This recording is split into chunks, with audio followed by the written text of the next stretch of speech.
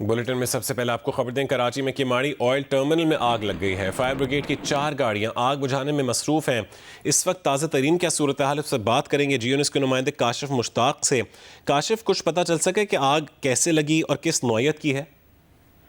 देखें, आग काफी ज्यादा लगी है और ये ऑयल के 4 खाली टैंकर हैं जिनके अंदर ये आग लगी और आग मजीद फैल गई है। तमाम रेस्क्यू टीमें अब वहां पहुंच चुकी हैं और बताया जा रहा है कि इब्तदाई तौर पर 2 फायर टेंडर जबकि मजमूई तौर पर 4 फायर टेंडर जो हैं वो आग बुझाने के अमल में हिस्सा ले रही हैं। ताहम पुलिस की नफरी पहुंच चुकी है और मजीद जो टैंकर वहाँ मौजूद थे उन्हें वहां से हटाया जा रहा है। मेन श्री जीना कॉलोनी है, यहाँ ऑयल टर्मिनल है जिसमें अब से कुछ देर कबल आग की इतला मिली थी और उसके बाद इब्तदाई तौर पर 2 फायर टेंडर जबकि अब मजमूई तौर पर 4 फायर टेंडर काम कर रही है। मजीद फायर टेंडर तलब कर ली गई हैं।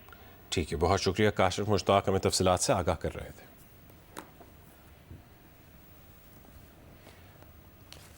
कराची में किमाड़ी ऑयल टर्मिनल में आग लगी है। ये मनाजिर आप देख सकते हैं। जिस तरह काशिफ मुश्ताक बता रहे थे कि 4 ऑयल टैंकर्स वहाँ पर खड़े थे जिनमें आग भड़क उठी है। आग के शोले आप देख सकते हैं और काले बादल, धुआं उठता दिखाई दे रहा है। इस आग को बुझाने के लिए 4 गाड़ियाँ आग बुझाने में मसरूफ़ हैं फायर ब्रिगेड की, और वाटर बाउज़र भी पहुँच चुके हैं। पुलिस की नफरी भी वहाँ पहुँच चुकी है।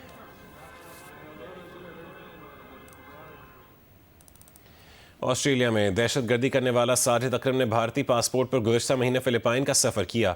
ऑस्ट्रेलिया ने हमलावर से मुतालिक मालूमात के लिए भारतीय इंटेलिजेंस एजेंसी से राबता कर लिया है। तफ्तीश में ताउन भी मांग लिया है। ऑस्ट्रेलियाई वज़ीर ख़ारजा ने फिलिपाइनी हम मनसब से भी राबता करके उन्हें वाक़ई की तफसीलात से आगाह किया। फिलिपाइनी हुक्काम का कहना है कि साजिद अकरम भारतीय शहरी की हैसियत से बेटे नवीद अकरम के साथ 1 नवंबर को फिलिपाइन पहुंचा। दोनों 28 नवंबर को फिलिपाइन से वापस चले गए। हमलावर की सरगर्मियों की मालूमात लेने की कोशिश कर रहे हैं। दीगर ममालिक की एजेंसीज के साथ राबते में है। ऑस्ट्रेलियन मीडिया के मुताबिक हमलावर बाप बेटे ने फिलिपाइन जाकर फौजी तर्ज की तरबियत हासिल की। बोंडाई हमले के जख्मी हमलावर नवीद अकरम को होश आ गया है। ऑस्ट्रेलवी मीडिया का दावा है कि नवीद अकरम ने पुलिस से बात की है।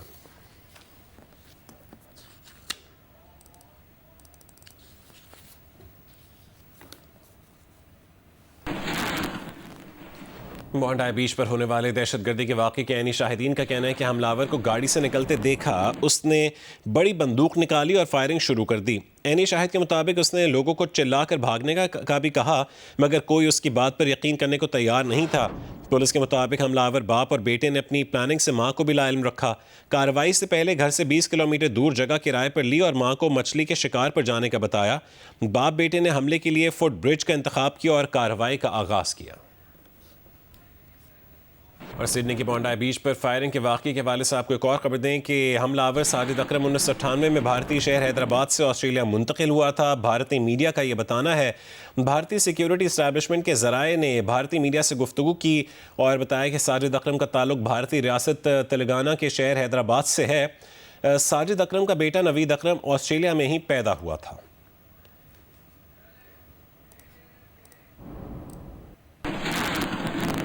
अडयाला जेल में आज बानी पीटीआई से मुलाकात का दिन है। इस वक्त अडयाला के बाहर क्या सूरत हाल है, इस पर बात करते हैं जियो न्यूज़ के नुमाइंदे शब्बीर डार से। शब्बीर डार, बताएगा इस वक्त क्या ताज़ा तरीन सूरत हाल है अडयाला जेल के बाहर? जहाँ आज बानी पीटीआई से मुलाकात का दिन है, इस हवाले से बानी पीटीआई की तीनों बहनें अलीमा खान, नौरीन नियाजी, उस्मा खान अब से थोड़ी देर पहले अडयाला वहाँ से वो पैदल अडयाला जेल की तरफ आई हैं और अब उनको फैक्ट्री नाके पर रोका गया है जो अडयाला जेल से 1 किलोमीटर के फासले पर है। पुलिस की भारी नफरी यहाँ पर मौजूद है। अलीमा खान के हमरा कारकुनान भी मौजूद है और नारेबाजी की जा रही है।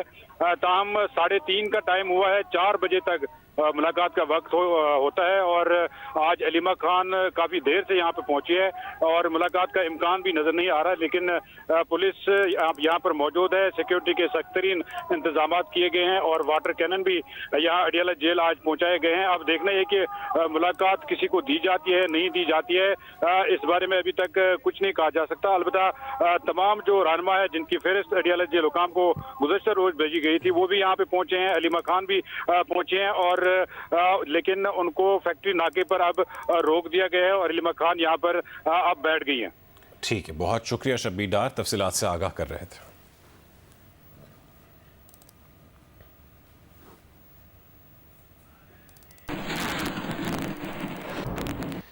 यहाँ आपको खबर दें कि साबिक वज़ीर आला पंजाब मियाँ मंजूर अहमद वट्टू इंतकाल कर गए हैं। उनके अहल खाना ने इस बात की तस्दीक की है।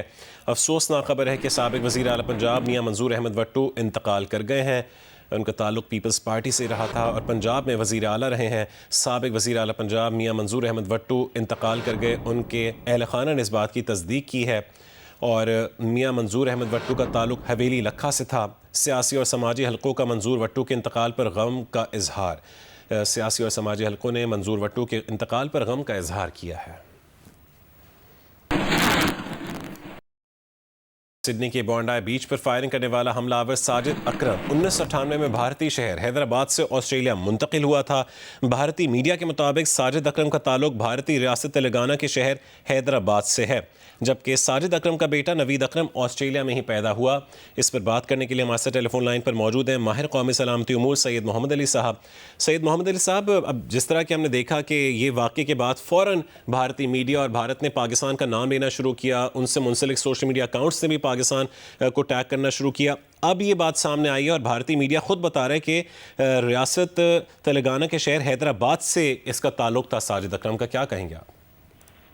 जी बहुत शुक्रिया। देखिए, मैं समझता हूँ कि ये बिल्कुल बात वाज़े हो चुकी है कि अब भारत के अंदर भी जो इंतहा पसंद तंजीमें और दुनिया की आलमी दहशतगर्द तंजीमें हैं वो अपने कदम जमा चुकी हैं।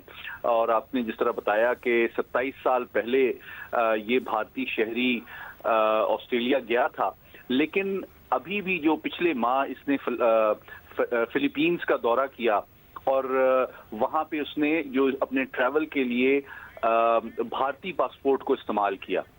इससे ये जाहिर होता है कि जो भारतीय डायस्पोरा है जो दीगर ममालिक खुसूसन मगरबी ममालिक में जा रही है, उसके हवाले से आलमी बरादरी को अब एक रियलिटी चेक की जरूरत है कि क्या ये लोग आलमी दहशत गर्दी में मुलविस तो नहीं है। क्योंकि मैं आपको बताना चाहता हूं कि जो फिलीपीन है इसके अंदर दाइश का मशरिके बईद का एक बड़ा मुनज़्ज़म चैप्टर बड़ी तकरीबन 25-30 साल से मौजूद है।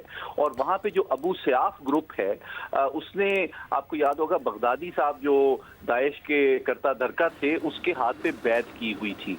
और इस अबू सयाफ ग्रुप ने तकरीबन 25 साल में 40 से ज़्यादा दहशतगर्दी की वारदातें की हैं। और इन बाप बेटे का फिलीपीन जाना इस हमले से 1 माह पहले बहुत से संजीदा सवाल जन्म देता है।